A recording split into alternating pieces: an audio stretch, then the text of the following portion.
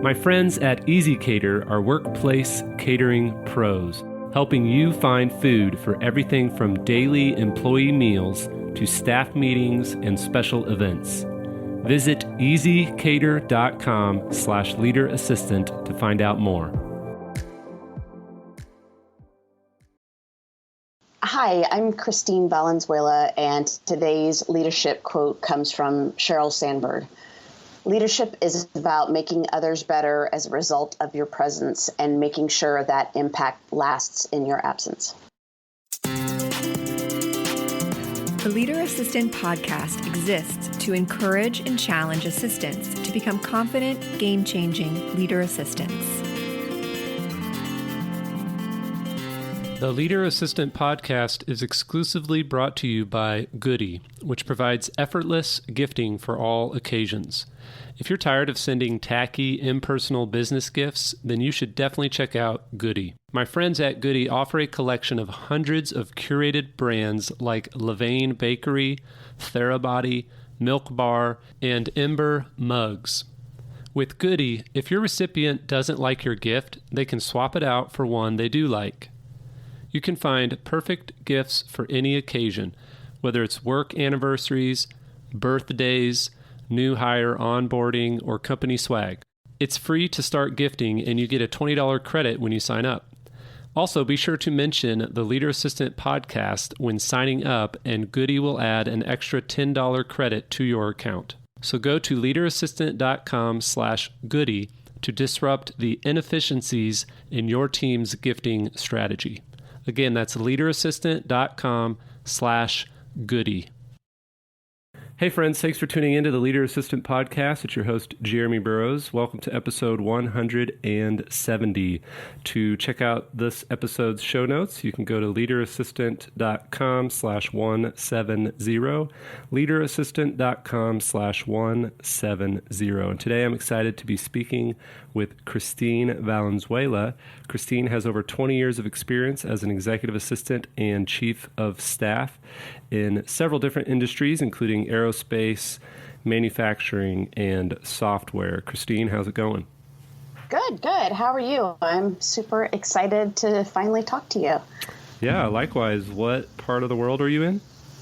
I'm in San Diego, sunny San Diego. Not a bad place to be. Love it. Yeah, I love San Diego. I've only been, I think, twice, but I love San Diego. Yeah, it's a great place. I used to vacation here as a kid with my family, and now I'm lucky enough to live here. So nice. What's one of your favorite hobbies to do with your family? Oh, lots of things. Since we're coming up on summer, any kind of water sports is great. My daughters like to do stand-up paddleboarding. They just learned how to do that recently, so we like to get out in the bay and do paddleboarding. They really love the beach, so as the weather gets warmer, we spend a lot of time at the beach. Well, you definitely live in a good place if you like the beach. So. I do. Nice decision. All right, well, we're going to jump in, and you actually had a good idea to almost do the reverse order of the questions I typically ask. So I'm going to jump right in and ask you, what makes an assistant a leader? Okay, so this is a great question. Back when I started in this field, we didn't have books and podcasts. All we had was ourselves and each other. But the honest truth is that anyone who has spent time being an admin knows how busy you are. So it never really left time for socializing and sharing experiences.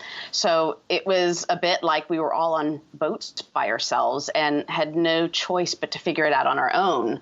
So everything I've learned has kind of just been on the fly.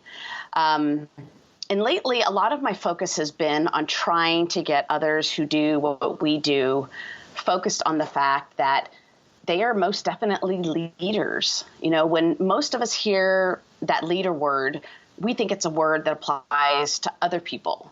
We're all just doing our jobs, and we never think about whether we're leaders or not, and it's partially because of that humble nature that you so eloquently talk about in your book. We just don't think it applies to us. We're too busy doing our thing to think about, am I a leader? it wasn't until the pandemic that I read a lot and consistently heard about common traits that good leaders have. And after I'd finished a book, it dawned on me that as an executive assistant and a chief of staff, we have a lot of those same traits. For instance, I've always had senior managers come up to me for advice as to how to handle tough situations or how to break less than ideal news to my boss. I've always called this being an armchair psychologist, which is kind of a joke, but it's also kind of true. The bottom line is that if senior leaders or anyone else is asking you for input on any topic, you're a leader. They're interested in your opinion for a reason. We're also strong executive contributors. When it comes to sharing thoughts honestly, executives have a hard time relying on input from their direct reports because they're never quite sure whether or not it comes with an angle. You know, when you think about it, people that report up to the C-suite are oftentimes aiming to get into that position. And I've had bosses share that sometimes it's hard to fully trust the opinions of others for that reason, although, yes, many of them have obviously proven themselves to be honest. But usually the executive assistant or chief of staff doesn't have skin in the corporate game, so to speak. You know, they're not usually looking to be the next C-level leader. So our opinions and input come across more genuine and originate from a thoughtful place. So when you step back and look at the fact that we have that platform to offer this type of input, again, that's leadership. And another example that I think many people will relate to is that we're among the few positions that get handed the most random, crazy tasks. And we always find a way to get them done. Always, right? We rise to the occasion all the time. So how is that not leadership? Right. You know, Jeremy, let's just say that you're leading a company. I would want to know that my leader is capable of managing anything that comes his or her way. So the fact that we can get just about anything done under any kind of circumstance shows how resilient we are, and resilience is a leadership quality. Obviously, there's a ton of other things that make us leaders, but for the reasons I just mentioned and many, many more, I think it's about time we start seeing ourselves in a leadership position.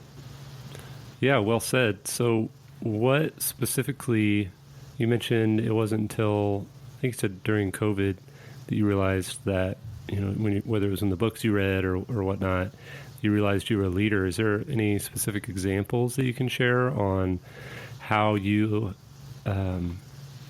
identified those strengths in yourself, or how assistants listening can identify leadership strengths in themselves?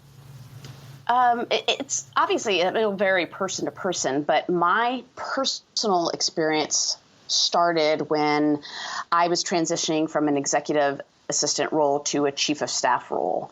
When it came time for me to revise my resume, I came across a pretty shocking realization.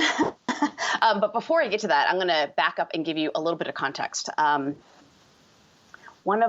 be the first to admit, one of my less than stellar traits is that I occasionally have bad brain days once in a while. So if I'm called on to write something for my boss on a bad brain day, it's panic city. Like, that's just a bad moment for me. So I've always kept a Word document that serves as a scratch pad of different phrases or parts of sentences that I see over time and really like. And it really does help when you're in a bind to write something, because you've got all these phrases that you can use to get yourself started. So one of the many things I've included on my scratch pad is phrasing from different executive resumes that I've seen over the years, because obviously I knew at some point I was going to have to revise my resume. And so I'd cut and paste just key phrases that I liked the way they sounded. sometimes I would see things that would sound like an elegant way to describe things that I have experience with. Mm-hmm. And then the more that time went on, the more it dawned on me that these executive resumes describe my work too. I mean, not exactly, because obviously they're at a different level, but a lot of times, yes. And this is, again, kind of what pulled me into thinking a lot about leadership. It wasn't until I'm doing this firsthand experience of updating my resume and looking at these executive phrases that I realized we've got all these common traits and competencies with the people that we support. You know, we have grit, self-confidence, we're decisive, we're proactive, reliable, curious, emotionally intelligent, you know, we're great at building relationships. We're really, I mean, if we're doing well at our jobs, we're expected to have many of the same qualities that our bosses have. You know, we've got to write emails that sound like them, or we need to know their thoughts on certain subjects. So ever since then, I've thought that even if we have 50% of the traits they have, we are leaders too. Right. We really are. I mean, our roles are vital, and we really are that leadership needle that threads its way through all the problems of a C-suite. So I'm comfortable claiming that leadership title for us, because I think it's about time we start seeing ourselves that way. Yeah, and I love what you said about, you know, reading these phrases in executive resumes and just being honest with yourself and saying, you know what, I actually do that too. Yeah, it was shocking, because I didn't expect to find that. I thought, I don't know, sometimes I find keywords and I like the way they sound, and I really did it for the keywords. And then one day I just kind of stepped back and I thought, you know, this is describing something I do, and I like the way this sounds. And then I found more and more, and it's like, wow, that was pretty remarkable. So you have experience as an executive assistant and also as a chief of staff. In your mind and based on your experience, what's the difference between an EA and a chief of staff? Well, the dividing line between the two positions, I think, comes down to being tactical versus strategic. So I've done both positions now, and the core of an EA position involves tasks like managing a hectic calendar, gatekeeping, creating slides, taking notes, tracking action items, taking care of travel and expenses. I mean, obviously that's not everything, but those are some common tactical tasks that many of us do. A chief of staff leans away from the tactical and moves more into the strategic realm. A lot of industries and executives define the position differently. And because this isn't a position that's been around for a long time, all I can do is talk about what I've experienced and what I know the position to be. But for instance, pointing back to tactical tasks, a chief of staff may still be involved with something like planning meetings, but it's done from the viewpoint of making sure that the executive has certain conversations before, say, a big board meeting. So a chief of staff would be in charge of making sure any supporting meetings with the right people take place before then. And then you're in charge of collecting the information that comes out of those meetings, and you pass that along to the executive so he can be prepared. Just like an EA, the position spans many functions. But if I had to summarize it into core responsibilities, I'd say it's part project manager, part chief operating officer, part PR person, and then there's always that EA component as well. You know, you're handling major projects and coordinating operations on an executive's behalf, and some of what you might do as an EA, but the big difference is that you're expected to be the executive and represent their interests at meetings. So oftentimes you have to speak and make decisions on his or her behalf. And I will say this is where having a really good relationship with your executive comes into play, because knowing your executive well can be the portal for an EA to become a chief of staff. And I know that definitely was the case for me. One way to think about it is it's a lot like cloning your executive and allowing them to be in more than one place at a time. You may have heard people say they're force multipliers. And I know I've used that phrase before myself. And that's part of what this chief of staff position does. We multiply the executive. Overall, I'd say if you're curious about the position, do some research.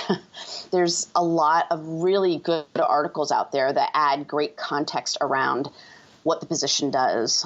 I know Harvard Business Review has one, Inc. magazine. There's some other notable publications that have really solid articles, and there's new ones coming out all the time. So if you're interested in it, do some research, because these articles do a really good job of capturing the essence of the position, I think. Yeah. Yeah. And have you found that it's pretty broadly accepted as far as what it looks like, the chief of staff, or have you seen it vary by industry and organization? I will say that it's starting to come together, and the positions are starting to sort of line up with each other. I think the one area where it's still at a different level is within the political realm. Obviously there's a chief of staff that works in the White House, and that's another level that I think, many of us probably, I don't know that we're, ready for that kind of, speaking for myself, I don't know that I'm ready for that, but that's a different realm. But a lot of them, I've been looking at a lot of ads, and it seems like they're kind of coming together. So it's becoming more common, and I love speaking up for why this kind of position is important. Yeah, I agree. I mean, it's been pretty out there, and I think it's still tough to know what they mean when you see a chief of staff posting, but I do think that it's becoming more and more consistent, and as more people talk about it and write about it. So right. And I would say regionally, there are still some variations, because I've worked for a company where I had colleagues in Europe, and in Europe, it just is not a title that's gained traction yet. So I've had people circle back and say, "So what is your title? What do you do?" Right. Yep. Awesome. Well, what can assistants listening do if they would like to become a chief of staff someday? If they would like to become a chief of staff, this is a great question. There are a lot of things I could cover here, because there's so much that I've discovered on my own, but I'm going to just touch on a few things. The first thing is that you have to know yourself and whether or not you're interested in a bigger challenge. Some people are super happy being an EA or another level of admin, and that's totally okay. If you're satisfied with where you're at, that's great, because so many people aren't. But if you're someone like me who gets that itch and, feels like they really want to know more and take things to the next level, then I recommend paying attention to that energy, because it probably means you're ready to start investigating a chief of staff role. Once I found myself ready to make my job a little more fulfilling, I did a couple of interesting things. One was that I paid super close attention to the things that my executive struggled with. For instance, I noticed he would be in meetings all day and rarely had a chance to do actual work. I don't think that's too uncommon of a situation. And since I was the point of contact in his office, I'd see that he'd get requests from the president of the company to provide something that was due the following afternoon. But since he spent the entire day in meetings, he wasn't going to know about this request until the very end of the day. And with me knowing that his next day looked just as busy as the current day, my thought always went to, well, how's he going to get this done? I'd panic every time I'd think about this. But then once I would settle down, I remembered that I was familiar with the subject matter experts within his department. So it took me proactively reaching out to people to say, hey, Jeff got this request. It's due tomorrow. He's in meetings all day today and all day tomorrow. This is the subject. Do you have something that I could use to create a draft slide deck? And that's really how I started working in a different capacity.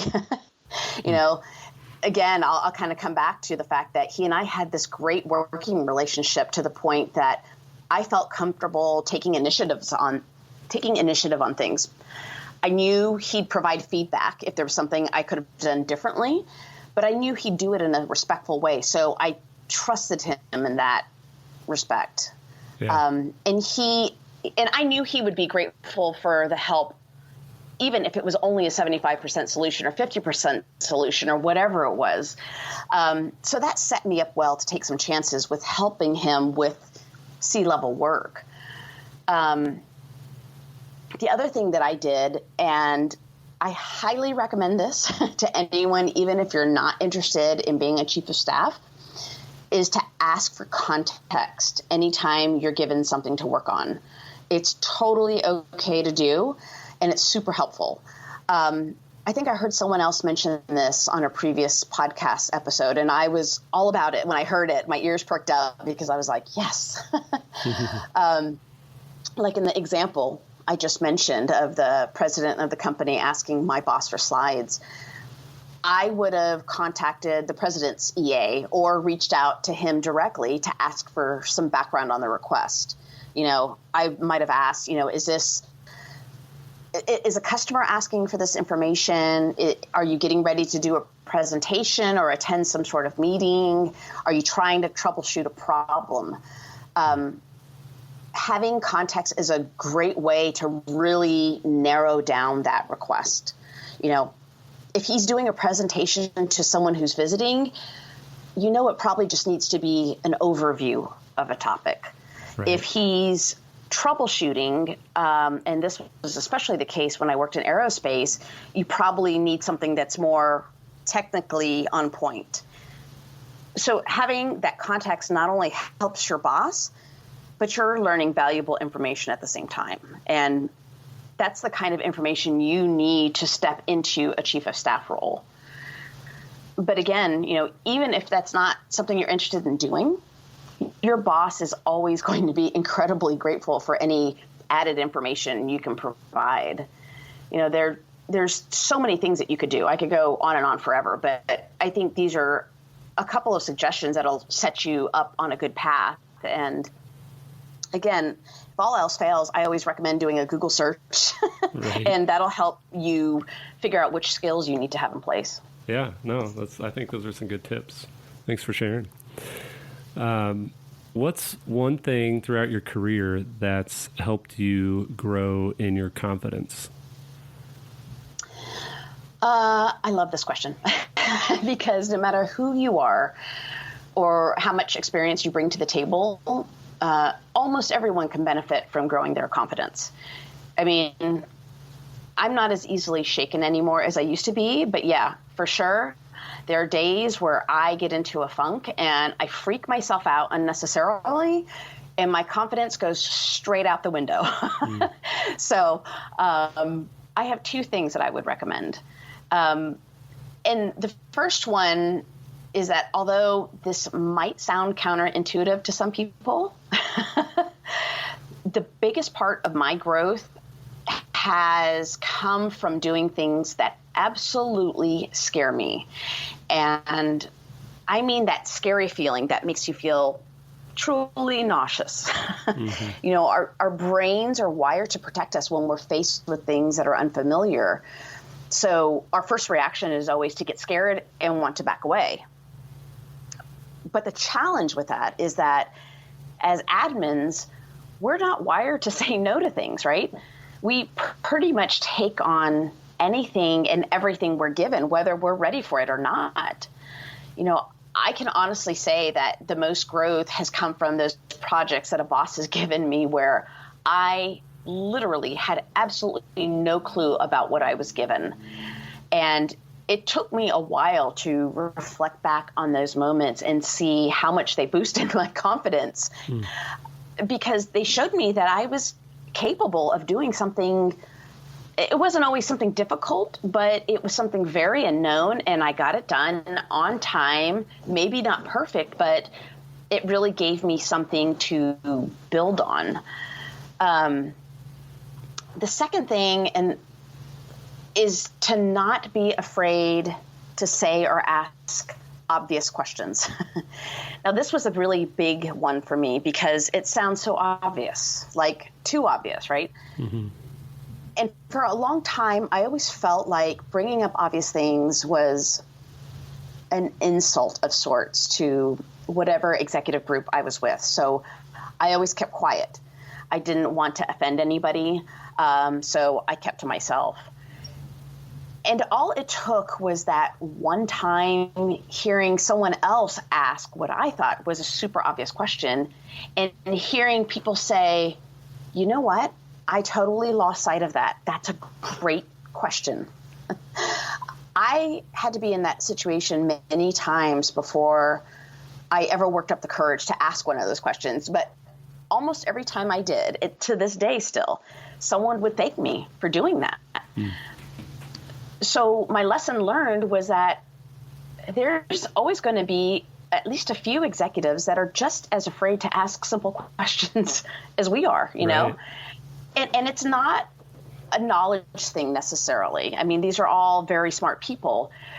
I think the problem is that once you get into senior management, people get so focused on solving certain problems that they lose that bird's eye view of things and they completely miss the obvious. So by asking the simple questions, you're helping them to recalibrate their brain to keep an eye on those bird's eye view issues. And I'll give you an analogy for this. It happens every day when I walk my dog. He's very active. He's all about chasing lizards and rabbits and birds and all the things, right? And he does this pretty much the entire length of our walk. What's funny is that I regularly see him get super focused on that one little bird that's in the bushes, and he goes after it with everything in his body. Like that's all he cares about. But what he doesn't realize is that during the time he's focused on that one little bird, 2 other birds and a rabbit have appeared 4 feet behind him.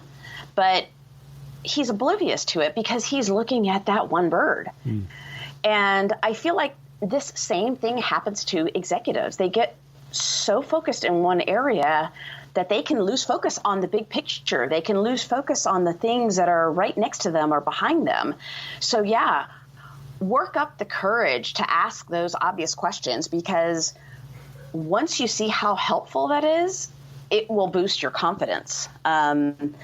It takes a while to warm up to that, but it's such a huge help. Yeah. I love how it's like, you know, like your dog, like so focused on this one thing, they don't see these other things around. And that's what we as assistants or chiefs of staff, we have a good perspective and a unique perspective that our executives don't have. And so that's more of the value that we can bring. Right. It's that force multiplier, right? We're giving them another set of eyes to see all the things that they can't see. Again, through no fault of their own. It's just we see how busy they are, and you can't be everywhere paying attention to all the things at the same time. So that's where we come in handy. Yeah. Awesome, Kristine. Well, thanks so much for chatting with me today and sharing a bit of your story. How can people reach out and say hi and connect with you? I would say LinkedIn is probably the best place. Great. It's probably the best place to reach me. Awesome. I'll put your URL in the show notes at leaderassistant.com/170. And people can send you a connection request, send you a little note, tell you that they heard you on the podcast. And I'm sure you're up for networking, right? Absolutely. Awesome. Well, thanks again, Kristine. Good luck with the dog and the daughters and all that stuff. And we appreciate you being on the show. No worries. Thank you so much. I appreciate it.